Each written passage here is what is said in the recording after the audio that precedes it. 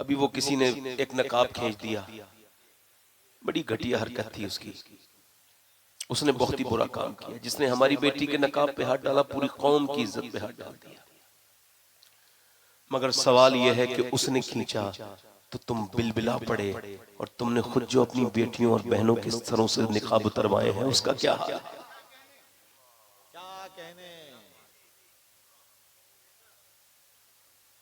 तुम्हारे जो ये मेले झमोले में घूम रही हैं, जंगल की औरतें थोड़ी हैं, मेरे और तुम्हारे घर की औरतें हैं। मेरी और तुम्हारी बहनें और बेटियां ही तो हैं। बताओ, जब मुसलमान लड़कियां गैर मुस्लिमों की बाइक पे चलने लगे, जो लड़की किसी गैर मुस्लिम के साथ जिसने हाथ में हाथ दिया है, उसके घर में कभी कोई बाहया औरत बच्चा पैदा नहीं हो सकता।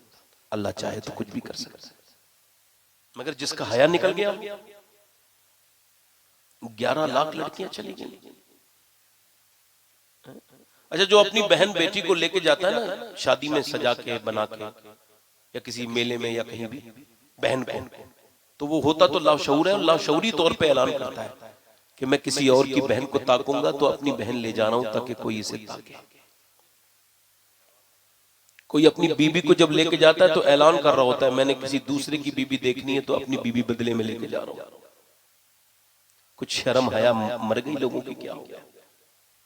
अल्लाह अकबर। अगर मेरी बहनें पर्दा ना करें तो मेरा उनसे कोई ताल्लुक नहीं। ताजु शरिया फरमाते नबी से जो हो बेगाना उसे दिल से।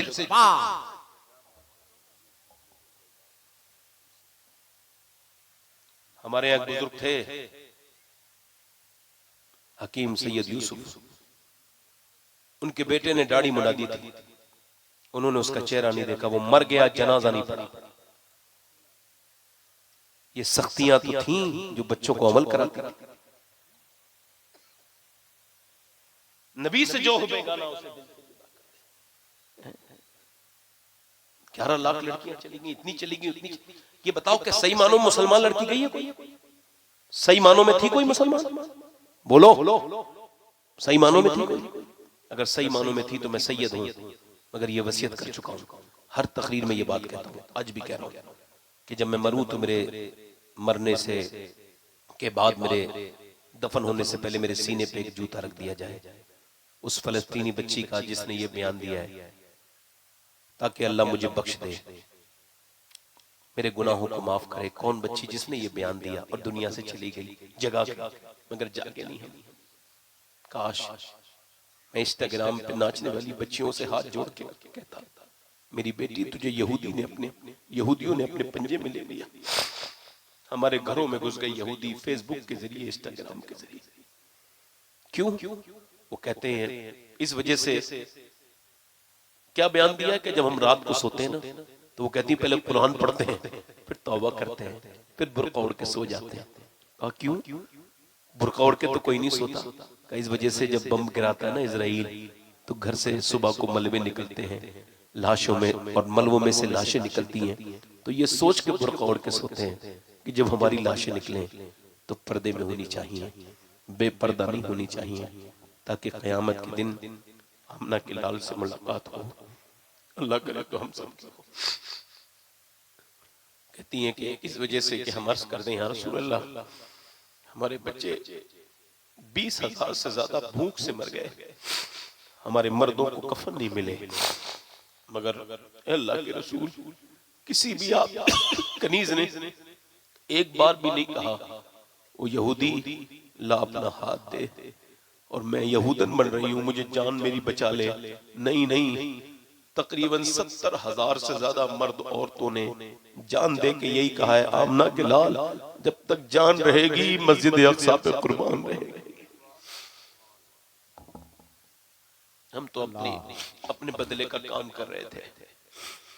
हमारी बेटियां तो शादियों में बेपर्दा इधर उधर। मौला अली कहते मेरी शादी हुई है ना तो मेरी बीबी मेरे घर में आई है।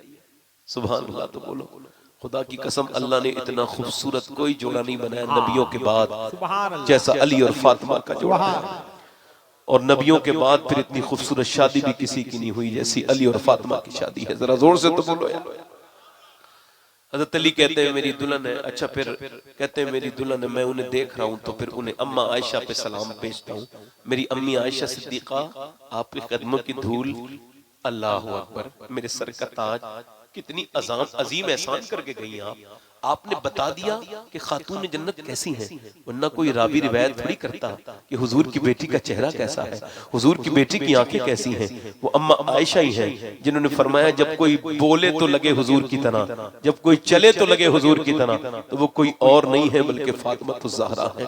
वो चले तो लगती थी अल्लाह के रसूल चल रहे हैं। हज़रत अली कहते हैं मैं रोने लगा तो उन्होंने सामने से पूछा क्या आपको मेरे साथ शादी पसंद आती? ये शादी वालों को मेरी क्लिप पहुंचा देना, जो शादियों में बेहूदगी करते हैं।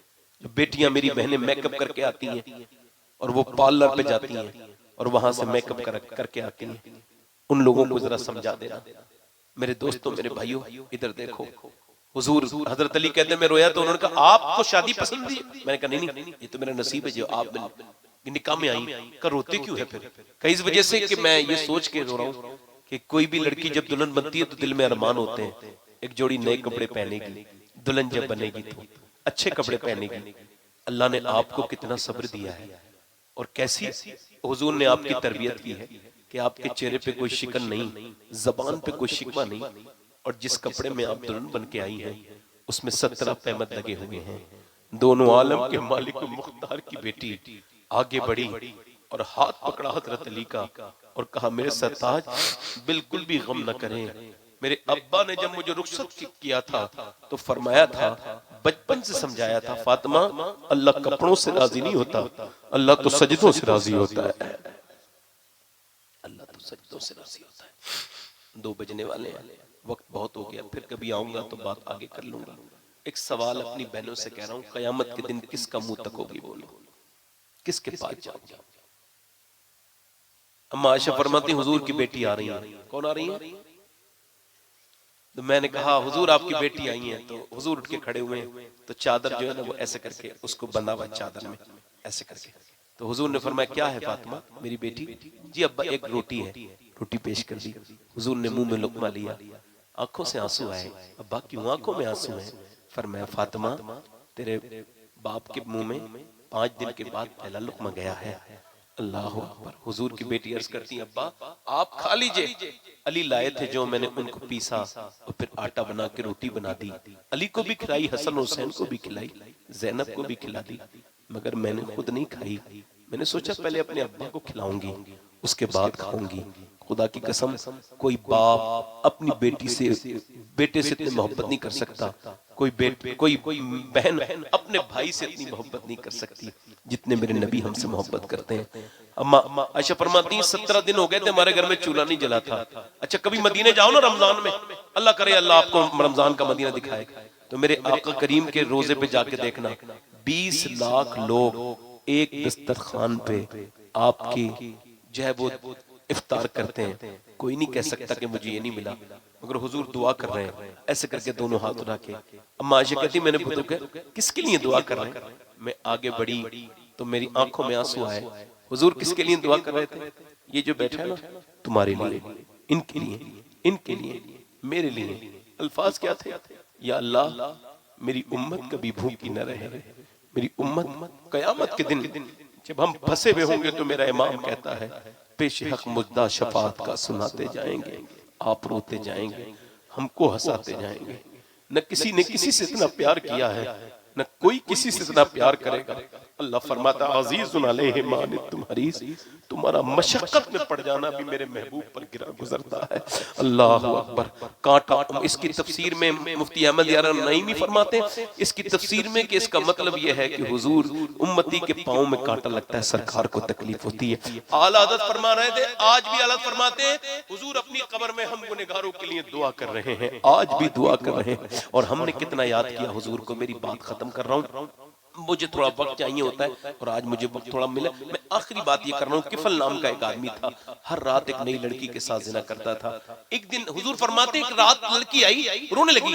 रोती क्यों है? तुझे पैसे नहीं मिले? कह लगी पैसा सब कुछ थोड़ी होता है। कहा फिर ईमान भी कुछ होता है। का क्या मतलब? कि जब मैं रात को सजदा करती हूँ तब भी अल्लाह देखता है। आज मैं अपना जिस्म बेचने आई हूँ तब भी अल्लाह देख रहा है। का फिर रोती क्यों है? का बस इससे रो रही हूँ कि मेरे बहन भाई भूखे हैं, इस वजह से मजबूरी में आई हूँ। अपने रब से अर्ज करती हूँ, ए बेपनाह ताकतों वाले, ए करीम, ए मेरे दिल की धड़कनों से ज्यादा करीब, यतीमों और मिस्किनों पर नवाजने वाले, तू गवाह है कि तेरी बंदी ने आज तक कोई गुनाह नहीं किया। अगर आज मजबूरी में आई हूँ मुझे माफ कर देना। ऐसी रोई, ऐसी रोई, ऐसी रोई, ओ उसके रोने से उसका दिल धुल गया। बोला जा मैं तुझे अपनी बहन बनाता हूँ। वो जिना करता था, ओ कैसा आंसुओं की बरकतें, जा मैं तुझे अपनी बहन। वो तो चली गई, वो सजदे में गिर गया। मालिक एक रात आई थी, हाथ तक नहीं लगाया, और मैंने तो कितनी औरतों की इज्जतें बर्बाद की हैं। मेरी तरह कोई गुनहगार नहीं तो तेरे तरह करीम भी कोई नहीं। रोया रोया रोया, अल्लाह अकबर, इतना रोया हुजूर फरमाते हैं कि उसके दिल का दौरा पड़ गया, ये कह के क्या मेरी गुनाह तेरी रहमतों से बड़े हैं, तेरी रहमत। रोया, मर गया। सुबह को कोई जनाजा उठाने नहीं आया। अल्लाह ने फरिश्तों को भेजा। लोग कह रहे थे इसका क्या जनाजा उठाए, जानी है, बदकार है। फरिश्तों को भेजा, बड़े बड़े लफ्जों में फरिश्ते लिख के गए, इन्नल्लाह क़द गफ़र लिल किफ़्ल, ये जो किफ़्ल है इसकी अल्लाह ने मग़फ़िरत फरमा दी है, बख्शिश कर दी है। क्यों? उसका ये हक है कि वो मुझसे बात कर रहा है तो मैं उसकी बात का जवाब दूं। मैं उससे बात करता हूं तो अभी तक ये मोबाइल मेरा मालिक है। जब ये ना मुझे बाथरूम में छोड़े, ना खाने में छोड़े, ना पीने में छोड़े, ना ये मुझे कहीं छोड़े, तो अब ये मोबाइल मेरा मालिक बन गया। यही हुआ है, हमारे लोगों ने हर जगह मोबाइल को इतना यूज किया है कि यहाँ तो माशाल्लाह उलमा बहुत अच्छे हैं। मैंने लोगों को मिंबर पे फेसबुक चलाते देखा है, और फेसबुक कितनी गंदी साइट है, वहां कौन सी वक्त कौन सी घटिया तस्वीर आ जाए कुछ नहीं पता। अल्लाह का शुक्र है, देखो भाई मैं तो ना फेसबुक मेरे मोबाइल में कोई भी चेक कर ले, ना मेरे पास इंस्टाग्राम है, ना मैं इंस्टाग्राम चलाता हूं, क्योंकि मैं इस वजह से सांप नहीं पालता कि मुझसे उसका मंत्र नहीं आता, उससे मैं बच नहीं पाऊंगा। जो सांप वो पाले जो इसके मंत्र से बचना, इसका मंत्र जानता हूं बचने का। मैं आपसे क्या अर्ज कर रहा था मेरे भाइयों, अपनी जिंदगियों को इस मोबाइलों में बर्बाद ना करो। याद रखो जब जन्नती जन्नत में चले जाएंगे तो उनको भी एक अफसोस होगा, हालांकि जन्नतियों को कोई अफसोस नहीं होगा, मगर मेरे आका फरमाते उनको भी एक अफसोस होगा। क्या कि काश जो वक्त हमने खाली बेकार गवाया उसमें हमने अपने रब को याद कर लिया होता। अपने रब को जल्दी बोलो। मैं आपसे क्या कह रहा था, हो सकता है ये मेरी जिंदगी की, जल्दी बोलो, आखिर अगर ये हो सकता है तो ये भी हो सकता है कि इस महफिल में कोई बंदा ऐसा बैठा हो जो आखिरी नसीहत सुनने आया हो, फिर वो तकरीर ना सुन पाए, है ना? अच्छा, कभी आपने देखा किसी बेनमाजी को मरने से पहले मौत ने कहा, एक दिन पहले फरिश्ते ने आकर तौबा कर ले, बेनमाजी जब मरेगा तो जहन्नम में जाएगा। अल्लाह के रसूल फरमाते बेनमाजी जब मरेगा तो इतनी प्यास लगेगी 7 समंदर का पानी भी पिएगा, उसकी प्यास नहीं बुझेगी। और जब वो उठेगा तो फिर कयामत के दिन फिरौन के साथ उठेगा, नमरूद के साथ उठेगा। आजकल कुछ ऐसे पीर हैं, उन्होंने बिल्कुल बेखौफ कर दिया अपने मुरीदों को कि भाई तुझे क्या जरूरत है, तू मेरे साथ है, तू मेरे साथ उठेगा। अच्छा, मुरीद भी अजीब अजीब पागल लोग हैं, ऐसे धंधे में फंस गए, ऐसे चालबाजी में आ गए। मियां देखो, ये बताओ कि उर्स करने 400 किलोमीटर चला जाएगा और मस्जिद में नमाज पढ़ने नहीं जाएगा। मैं पूछना चाहता हूं, उलमा तशरीफ रखते हैं, एक नमाज के बराबर कितने एरास हो सकते हैं, कितने उर्स हो सकते हैं एक नमाज? क्या कहने, जल्दी बोलो, एक नमाज के बराबर कितने उर्स हो सकते हैं? मैं रात भर जागा अपने पीर के उसमें, आंखें मेरी मोटी हो गई, 500 किलोमीटर से आ गया। ये कैसी पीरा मुरीदी है कि उर्स की मोहब्बत है, नमाज की मोहब्बत दिल में नहीं। क्या कहने, क्या लम्हे फिक्रिया है। जिंदाबाद। बताओ भाई, 800 किलोमीटर सफर करके अजमेर जा रहे हो, अजमेर के कमरे में गर्म पानी है, मगर तुम नमाज नहीं पढ़ रहे हो। उस अजीम हस्ती की बारगाह में जा रहे हो, जब वो चले दीन के लिए तो पांव में छाले पड़े,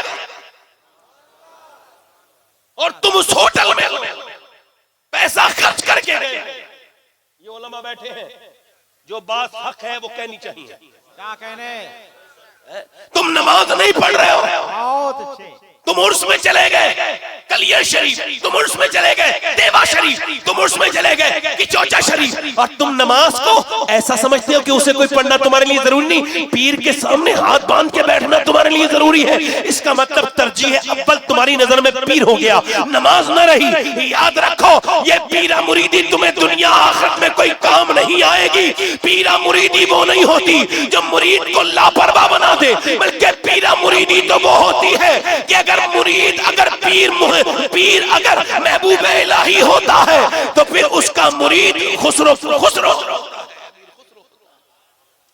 ये कौन सी बात कर ली हमने? मैंने अजीब हालत लगती मुझे उन लोगों की, मादअल्लाह। उर्स में जाओ, बरकतें मिलेंगी, इसमें कोई शक नहीं, मगर नमाज की पाबंदी करो, तभी बरकतें मिलेंगी। ये बताइए आप, कोई मैं गलत तो नहीं कह रहा हूं? मेरी बात कोई गलत तो नहीं? ये उलमा बैठे सेकंड करेंगे, हो सकता है मेरी बात ये।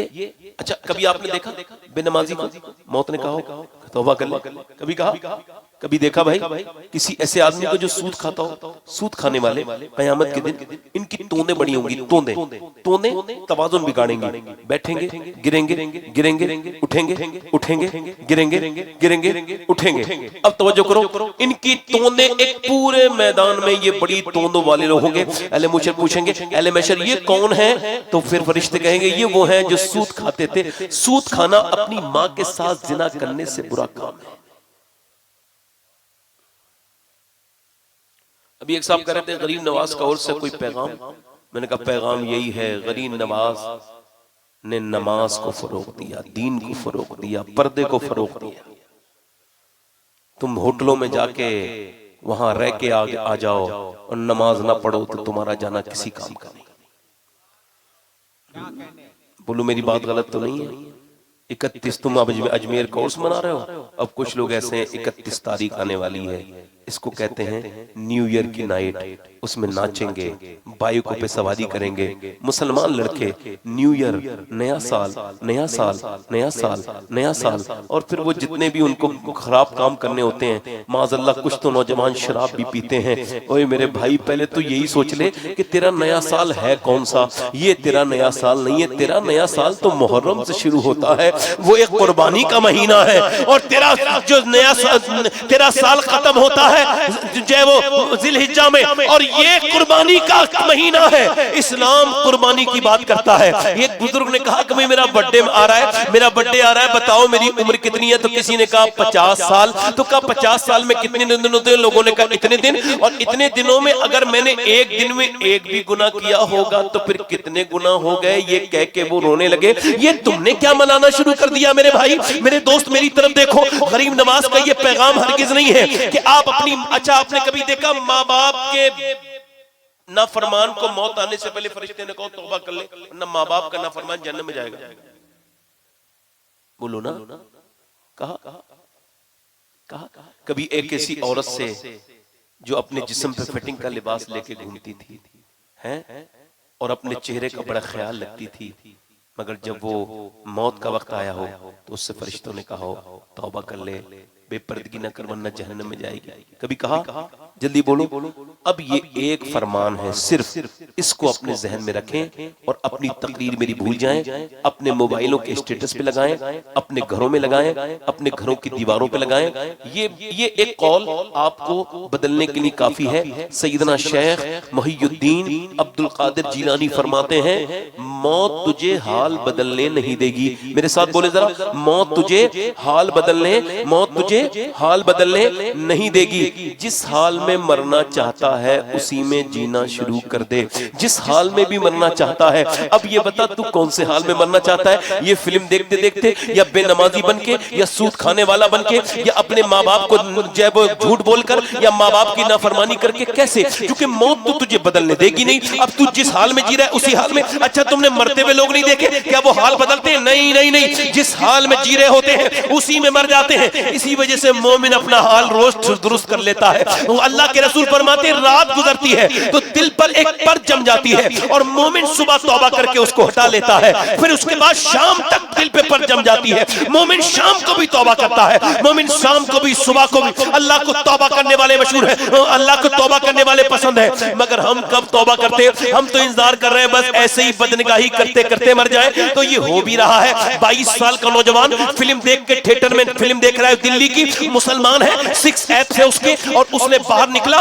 और निकलने के बाद उस नौजवान ने अपनी बाइक स्टार्ट की और मुंह में उसने गुटखा डाला, कानों में उसने गाने सुनने शुरू किए, उसकी बाइक चल रही है, मगर उसको इतना तक तौफीक नहीं हुई, इतनी तक तौफीक नहीं मिली उसको, इतनी तक मोहलत नहीं मिली, मौत ने नहीं दी, उसको खबर नहीं थी ये आखिरी सवारी है। एकदम अटैक आया, साइलेंट, उसका दिल घबराया, मर गया, वहीं पे गिर गया। उसके चेहरे के वो जो अपने चेहरे के निशानात दिखाता था, सैलून में जाकर के छोटे छोटे इलाज कराता था, उसका पूरा चेहरा रगड़ दिया, पूरे चेहरे के सारा गोश्त उखड़ गया, उसकी हड्डियां टूट फूट के न जाने किधर चली गई। और फिर उसको उठा करके लेके गए पोस्टमार्टम हाउस में। पोस्टमार्टम हाउस में कोई मर जाए या औरत या बच्चा, ये जो भी अननेचुरल मौत मरता है, इसको पोस्टमार्टम हाउस में लेके जाते हैं। अल्लाह तबारक बताला आप सबको आसानी वाली मगर देखे मौत अता करे, मगर देखें उसके सारे कपड़े उतार दिए जाते हैं, उसके बाद छेनी और हथौड़ी पहले लगाई जाती थी, ऐसे उसको काटा जाता था, सर पे पहले सर को काटते थे ऐसे, यहाँ रख के ऐसे, और फिर उसके बाद यहाँ रख के ऐसे फाड़ देते थे। अब ऐसा नहीं करते हैं, उनके पास ग्राइंडर है जिससे लकड़ी काटी जाती है, यहाँ लगाएंगे, कर्र से पूरा ये भेजा उतार देंगे और यहाँ लगाएंगे और ये पूरा फाड़ के इसको चीर के इसके अंदर से जो भी उनको निकालना होगा ये निकालेंगे और मोटी मोटी सुई से फिर ये उसको सीना शुरू करेंगे, इसके तागे इसके टांके लगाएंगे, ऐसे मोटी मोटी सुई से इसको लगा रहे, ऐसे करके इसमें कट कट कट अंदर अंदर, और इसके बाद यहाँ पे टांके लगा रहे। और उसके बाद मैंने 18 साल के नौजवान को आज से 6-7 साल पहले गुस्ल दिया था, आज तक याद है। उसका सर जब मैंने उठाया पानी डालने के लिए तो मेरी उंगली पर उसकी सफेद हड्डी लगी और जैसे ही लगी मैं रोने लगा। एक साहब ने कहा आप रोते क्यों, क्या दर्द हो रहा है? मैंने कहा नहीं नहीं, मेरे आका इरशाद फरमाते हैं कि जब मुर्दे का हाथ पकड़ता है गुस्ल देने वाला तो मुर्दा कहता है आराम से उठा, तेरे हाथ उठाने से बड़ी तकलीफ होती है। जब जनाजा लेकर के चलते हैं तो मरने वाला कहता है ओ मुझे आखिरी सफर पे ले जाने वालों जरा अपने पाँव की धमक हल्की करो, पाँव की तुम्हारी आवाज से भी तुम्हारे पाँव रखने से मुझे तकलीफ होती है। सैयदना ईसा अलैहिस्सलाम अपनी वालिदा सैयदा मरियम की कब्र पे जाके कहते हैं ऐ मेरी वालिदा मरियम मैं अब मुर्दे जिंदा कर लेता हूँ, तू कहे तो तुझे अंदर से जिंदा करूं। अंदर से आवाज आई ना ना ना मेरे ईसा मेरे लाल, जब मेरी रूह निकली थी मुझे इतनी तकलीफ हुई थी, उसका एहसास मुझे अभी तक हो रहा है। मौला अली फरमाते थे लोगों जिहाद में चलो, अल्लाह की राह में मर जाओ और बिस्तर पे मरना मेरे नजदीक तलवार के 1000 बार से ज्यादा सख्त है। हजरत सैयदना अबू हुरैरा, हम तो थोड़ी बहुत किताबें क्या पढ़ जाएं बिल्कुल खौफ खुदा निकल जाता है। कौन? अबू हुरैरा रज़ी अल्लाह तआला अन्हु। अल्लाह हजरत अबू हुरैरा कहते का इंतकाल का वक्त है, कभी रंग उनका पीला, कभी सुर्ख, कभी जर्द, कभी सुर्ख, कभी उनके चेहरे पर उनको गची तारी हो जाती है, कभी पीला रंग हो जाता है, कभी लाल। किसी ने पूछा क्या इतने बड़े सहाबी को मौत से डर लगा है? फरमाने लगे नहीं नहीं मैं मौत से नहीं डरा हूं, बल्कि मेरे आका का फरमान याद आया, मरते वक्त इंसान को खबर हो जाती है वो जन्नत में जा रहा है या दोजख में। तो मैं कह रहा हूं उसको कौन से फरिश्ते लेके आ रहे हैं, जन्नत के लेके जाएंगे या दोजख के फरिश्ते? तो बस मैं अपने रब से कह रहा हूं मालिक अबू हुरैरा का ये आखिरी वक्त है, जीस की आखिरी हिचकी है, अगर इस वक्त में तूने अबू हुरैरा को न बख्शा तो अबू हुरैरा हलाक हो जाएगा, हलाक हो जाएगा। हजरत उमर के विसाल का वक्त था, अपना सर जमीन पे रख दिया। उमर फारूक आजम जिसके जन्नती होने में शक करने वाला जहन्नमी है, वो उमर जिसके आदाब पे शैदा सकर, उस खुदा दोस्त हजरत पे लाखों सलाम, अपने बेटे से कहा मेरा सर जमीन पे रख दे, नहीं रखा। ओ अब्दुल्ला मेरा सर जमीन पे रख दे, नहीं रखा। अब्दुल्ला सर जमीन पे रख दे। जब सर जमीन पे रखा तो अहले मदीना रोने लगे, चीखें निकलने लगी होगी, क्योंकि हजरत उमर ने अपनी नाक जमीन पे रगड़ी थी और ये कहा था मौला लोग कहते हैं उमर ये है उमर वो है, मगर उमर तो तेरी बारगाह का मोहताज है, अगर तूने इस वक्त उमर को न बख्शा बख्शा तो उमर हलाल हो जाएगा। हजरत अली आगे बढ़ के कहते हैं, ए उमर क्यों रोते हो? मैंने खुद सुना है कि तुम्हारा महल जन्नत में सुर्ख कलर का है। ए अली तुम गवाही दोगे? कब मैं भी गवाही दूंगा, मेरा बेटा हसन भी गवाही देगा। हमारे दिलों से खौफ खुदा निकाल दिया, न जाने कौन से बदबख्त ने निकाला। हालांकि ये अल्लाह की सबसे बड़ी नेमत है कि इंसान के दिल में ईमान आ जाए और फिर अल्लाह का खौफ आ जाए, उसकी रहमत दिल में घर कर जाए। मेरे दोस्तों, मेरे भाइयों, मैंने उससे कहा मैं इस वजह से रो रहा हूं कि दिन रात सफर में रहता हूं तो अपने मालिक से दुआ कर रहा हूं, मालिक मुझे पोस्टमार्टम वाली मौत से बचा लेना मेरे मालिक, बस अपने महबूब के मदीने में ईमान वाली मौत अता कर देना मेरे करीम। अपने महबूब के मदीने में उसका जनाजा उठा, घर पहुंचा। 22 साल का जनाजा लड़के का जब पहुंचा, माँ ने कहा हाय मेरे लाल, और उसकी बहनें वही मेरे भाई। बाप ने कहा मेरी कमर टूट गई, मगर सबके जज्बात एक जैसे नहीं होते। लोगों ने कहा जल्दी उठाओ, हमारी दुकानें बंद हैं, बहुत वक्त हो गया, पोस्टमार्टम करने में बड़ा वक्त लग गया, सबकी दुकानें बंद है, वापस जाना है, वक्त गुजर रहा है, जल्दी जल्दी जल्दी जल्दी। कोई हाथ भी नहीं लगाता, वो उठाया और उठाया, शोर मचा। न जाने कितने ऐसे हंगामे उठे हैं। हर एक वफा में बेवफाई है, हर रिश्ते में एक लालच छुपा है। किस दुनिया से तूने दिल लगाया है, ये दुनिया तुझे छोड़ेगी नहीं। मौत, मौला अली फरमाते, मौत से जिसने पंजा लड़ाया, मौत ने उसको शिकत दे दी। मौत से कोई जीत ना सका। इसने न किसी अमीर को छोड़े, न किसी गरीब को छोड़े, न किसी आलिम को छोड़े, न किसी जाहिल को छोड़े, न किसी मुत्तकी को छोड़े, न किसी गुनहगार को छोड़े, न पीर को छोड़े, न मुरीद को छोड़े, न बादशाह को छोड़े, न फकीर को छोड़े, न मंत्री को छोड़े, न संतरी को छोड़े, न एमएलए को छोड़े, न बिजनेसमैन को छोड़े, न अमीर को छोड़े, न ठेकेदार को छोड़े, न आलिम को छोड़े, न जाहिल को छोड़े, न काजी को छोड़े, किसी को नहीं छोड़ेगी। अजल ने ही किसरा न छोड़ा न धारा, इससे सिकंदर था फाते भी हारा। जगह जी लगाने की दुनिया नहीं है, ये इबरत की जा है, तमाशा नहीं है। जनाजा उसका उठ गया, कब्र में रख दिया गया। हजरत ज़ैद बिन साबित रिवायत करते हैं, नबी पाक ऊँटनी से तशरीफ लेकर के जा रहे हैं, और ये जो कब्रिस्तान है, ये कबीले बनु नज्जार का कब्रिस्तान। हुजूर की ऊँटनी बिदकने लगी, सरकार की आंखों में आंसू। हमने अर्ज की हुजूर क्या हुआ? इरशाद फरमाया मेरे नबी करीम ने कि अगर मुझे डर ना होता कि तुम अपने मुर्दे दफन करना बंद कर दोगे तो मैं तुम्हें दिखाता कि कब्र का अजाब कैसा होता है। मेरी ऊँटनी उस मुर्दे के आवाज को सुन रही है, तब ये जो है ना डिसबैलेंस हो रही है। अल्लाह अकबर, अल्लाह अकबर। एक अमीर आदमी का जनाजा, कब्र खोदी गई एक अमीर आदमी की, तो उसकी कब्र में बिच्छू निकले, तो फिर उसको बंद करके दूसरी जगह खोल दी, दूसरी जगह बिच्छू निकले, फिर तीसरी जगह खोली, वहां भी बिच्छू निकले। उलमा से कहा साहब 3 कब्रें खोद चुके, अब क्या करें? कहा चौथी जगह खोद के देख लो। जब चौथी जगह खोदा तो वहां भी बिच्छू निकले, तो उलमा ने कहा अब तुम अगर 100 जगह भी खोलोगे तब भी बिच्छू आएंगे। ये बिच्छू नहीं है, अल्लाह का अजाब है। ये बिल्कुल, मगर ये थोड़ा अजाब शुरू पहले हो गया है, थोड़ा वक्त थोड़ा देर जल्दी शुरू हो गया। मेरे भाई मेरे दोस्त इधर देख, मैं तुझसे बात कर रहा हूं, मेरी तरफ गौर कर मेरे भाई मेरे अजीज, इधर देख। तुझे डर नहीं लगता अल्लाह के खौफ से? तुझे लगता नहीं कि एक दिन तुझे मौत आकर के रहेगी और फिर मौत तुझे छोड़ेगी नहीं? उसको दफन कर दिया गया, ऊपर से मिट्टी डाल दी गई, और इससे बड़ी कौन सा सबूत लोगे कि हम रिश्तेदारी पे मिट्टी डाल देते हैं, दोस्ती पे मिट्टी डाल देते हैं, अजीजों पे मिट्टी डाल देते हैं, कुर्बतों पे मिट्टी डाल देते हैं। वो कब्रें जो बड़ी नई थी, जिन्हें देखने जाया करते थे लोग, आज वो पुरानी हो गई। और एक मैंने वीडियो देखा कि वहां पर एक जानवर है, वो अंदर जा रहा है, कभी नाक निकाल के लेके आता है मुर्दे की, कभी आंख निकाल के लेके आता है, खा रहा है यहां से, और तुझे घमंड कितना। सवाल ये है कि उसकी कब्र में उसको दफन करके लोग जब गए हैं, तो एक सवाल ये है कि जब वो गए हैं तो हुजूर फरमाते, मुर्दा कहता है मुझे छोड़ के जाने वालों, मेरे यारों कितनी रातें मैंने तुम्हारे साथ गुजारी, एक रात तो गुजारो, मगर कोई नहीं रुकता। सवाल ये है कि वो जो फिल्म देख के मरा था, जब उसके सामने अल्लाह के रसूल तशरीफ लाए होंगे, तो उसने अपनी उन आंखों से हुजूर को कैसे देखा होगा जिनसे वो फिल्म देख के मरा था।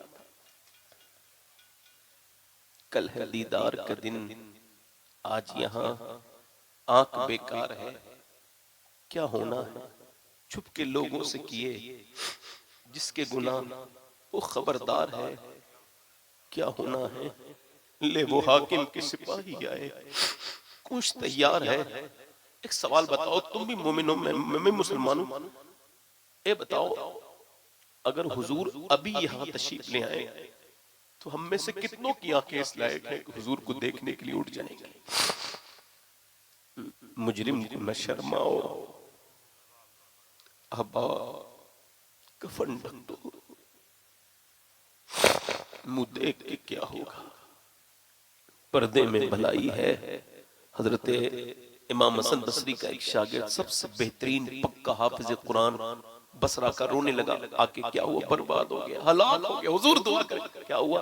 एक लड़की का पीछा कर रहा था, उसने मुझे मुड़ के देखा और कहा तुझे शर्म नहीं आती, मुसलमान हो के हाफिज कुरान हो के मेरा पीछा करता है, शर्म नहीं आती? कहते मैं कांप गया और मेरे सीने पे ऐसा डर उसके नश्तर की तरह अल्फाज चुभे कि हुजूर तब से लेके अब तक मैं कुरान पढ़ना चाहता हूं मगर एक भी आयत याद नहीं रही मुझे, एक भी आयत। कहीं ऐसा तो नहीं पढ़े लिखे लोग भी कुरान नहीं पढ़ते हैं, उनसे तौफीक छीन ली गई कि फेसबुक तो देख सकते हैं, कमेंट कर सकते हैं, किसी की इज्जत खत्म कर सकते हैं, कमेंट में गालियां दे सकते हैं, 2-2 घंटे फेसबुक इंस्टाग्राम देख सकते हैं, मगर कुरान एक भी सिपारा नहीं पढ़ते, एक भी पारा नहीं, एक भी सूरत नहीं। अल्लाह के रसूल फरमाते हैं अल्लाह को सारी आवाजों में सबसे प्यारी आवाज कुरान पढ़ने वाले की लगती है, सबसे प्यारी आवाज कुरान पढ़ने वाले की लगती है, मगर कुरान नहीं पढ़ा। एक सवाल बताओ कि ऐसी आंखें तुम्हारी हैं? नहीं नहीं नहीं, ये अल्लाह की अमानत है। अच्छा क्यों बनाई गई? अल्लाह के दीदार के लिए। अगर ये आंखें कयामत के दिन गोया हुई, मालिक तूने दिया तो इस वजह से था कि तेरा दीदार करे, मगर इसने गंदा कर दिया, तो फिर क्या होगा? सवाल ये है ऐसी मौत के मरना चाहते हो जैसी वो लड़का मरा है, ऐसी मौत मरना चाहते हो? बोलो मरना चाहते हो? ऐसी मौत मरना चाहते हो? फिल्म देखने वाली घटिया मौत, बेकार मौत जिसमें इंसान मर रहा है तो उसको लोग कह रहे हैं कलमा पढ़ो, फिर भी वो कलमा नहीं पढ़ रहा है क्योंकि उसने कलमा पढ़ना कभी सीखा ही नहीं। हर आदमी कलमे पे मरना चाहता है मगर प्रैक्टिस कितना करता है, कितना करता है? तुम्हें तो कोई तकलीफ होती है तो गाली निकलती है, कहीं ऐसा ना हो मौत के वक्त भी गाली निकल जाए, इसी वजह से लोग कहते हैं कलमा पढ़ो, मगर तू बेसुध पड़ा है, तेरी बिल्कुल सांस हल्की होने लगी, तेरा पूरा जिस्म उस वक्त जब मौत आएगी पूरा जिस्म फालिज में हो गया, पूरा जिस्म उलमा कहते हैं ये फालिज ज़दा हो जाएगा, और फिर तेरी सिर्फ आंखें देख रही होंगी, फरिश्ता आ रहा है और तू उसे देखेगा और देखते कहेगा मुझे थोड़ा सा वक्त दे दो, वो कहेगा नहीं नहीं नहीं नहीं अब कोई वक्त नहीं है, का 2 रकात नमाज का वक्त, कोई वक्त नहीं है, आज ले उनकी पनाह, आज मदद मांग उनसे, फिर न मानेंगे कयामत में अगर मान गया। तेरे अजीज तेरे पानी लगा रहे रुई में भिगो के रुई और तेरे होठों पे रख रहे, पानी पिलाना नहीं चाहते, मरने वाले के मुंह में एक कतरा चला जाए, ये तेरी बेबसी है। लोग कह रहे कलमा पढ़, तू नहीं पढ़ पा रहा है क्योंकि तूने कलमे से कभी ताल्लुक रखा ही नहीं, तू तो इतना ही मुसलमान था जुमे के दिन गया आया आया आया। अल्लाह फरमाता है अल्हाकुम तकासुर हत्ता ज़ुरतुमुल मकाबिर, तुम्हें गाफिल रखा माल की ज्यादा तलबी ने, तुम्हें गाफिल रखा माल की ज्यादा तलबी ने, हत्ता ज़ुरतुमुल मकाबिर। अल्लाह के रसूल फरमाते हैं अगर इंसान को अल्लाह तबारक व तआला एक जंगल भर के सोना दे दे तो ये उसको ठिकाने लगा के दूसरे दिन दूसरा जंगल तलाश करने निकल जाएगा। इंसान की हविस की खोपड़ी कब्र की मिट्टी भर सकती है। अब सुनो हुजूर फरमाते हैं इंसान की उम्र बढ़ती है, वो बूढ़ा होता है, मगर 2 चीजें उसकी जवान होती हैं, एक तो उसकी ये ख्वाहिश कि वो जीने की तमन्ना, दूसरी उसकी पैसे की तमन्ना। ये तुम क्या समझते हो ये तुम्हारा पैसा बच गया, ये जो तुमने पैसा खर्च नहीं किया बैंकों में जमा कर लिया ये बच गया, ये जो तुमने अपने बच्चों के लिए एफडी लगा दी ये बच गया। आपको क्या लगता है आपने किसी गरीब को नहीं दिया, किसी यतीम को नहीं दिया, अपनी बहन गरीब की मदद नहीं की, अपने भाई गरीब की मदद नहीं की, ये पैसा बच गया। आपको क्या लगता है आपने प्लॉट में पैसा लगा दिया ये पैसा बच गया। आपको क्या लगता है ये पैसा किसी मदरसे में नहीं दिया ये बच गया, किसी इमाम को मुसाफे में नहीं दिया ये बच गया, ये आपका पैसा मस्जिद में नहीं लगा ये बच गया। नहीं नहीं नहीं नहीं मेरे भाई ये तेरा धोखा है, ये तेरा पैसा बचा नहीं है बल्कि तेरे लिए जाने बवाल बन के तैयार हुआ है, इसको दूसरे बरतेंगे, तू इसका हिसाब देगा। और मेरे भाई ये नहीं बचा जो बैंक में जमा हुआ, जो प्लाटिंग में, ये नहीं बचा। अम्मा आयशा फरमाती एक हुजूर ने बकरा कुर्बान किया या बकरी और उसको अल्लाह की राह में आपने फरमाया इसको अल्लाह की राह में सदका कर दो। सहाबा अम्मा आयशा फरमाती है सब हो गया, मैं हुजूर घर पे तशरीफ लाए सारा बच चुका था, मुझसे इरशाद फरमाया आयशा कितना खाना बचा, कितना गोश्त बचा है। मैंने अर्ज की हुजूर ये 3-4 बोटियां बची है। हुजूर ने फरमाया बचा वो नहीं है जो ये बचा है, बचा वो है जो अल्लाह की राह में चला गया है, बचा वो नहीं है जो बैंकों में जमा है, बचा वो है जो गरीब के काम आ गया है, बचा वो नहीं है जो प्लाटिंग में इन्वेस्ट हो गया है, बचा वो है जो किसी कमजोर बहन की आंखों के आंसू पोंछने में काम आ गया है। ऐसी मौत मरना चाहता है। अल्लाह फरमाता है अल्हाकुम तकासुर, क्या फरमाता है बोलो, तुझे गाफिल रखा माल की ज्यादा तलबी ने, यहां तक कि तूने कब्रों के मुंह देख लिए। हत्ता ज़ुरतुमुल मक़ाबिर, फिर ऐसे ही छूट जाएगा। नहीं नहीं, कल्ला सौफ़ा तालमून सुम्मा कल्ला सौफ़ा तालमून। देखो तो जरा, बात एक ही है मगर दो मर्तबा एक ही बात को रिपीट अल्लाह कर रहा है। कान खड़े कर लो, सुम्मा इस्तेमाल कर रहा है। फिर शाद फरमाता है कल्ला सौफ़ा तालमून सुम्मा कल्ला सौफ़ा तालमून। क्या समझते हैं जी? नहीं, जान जाओगे, कब्र में जानोगे।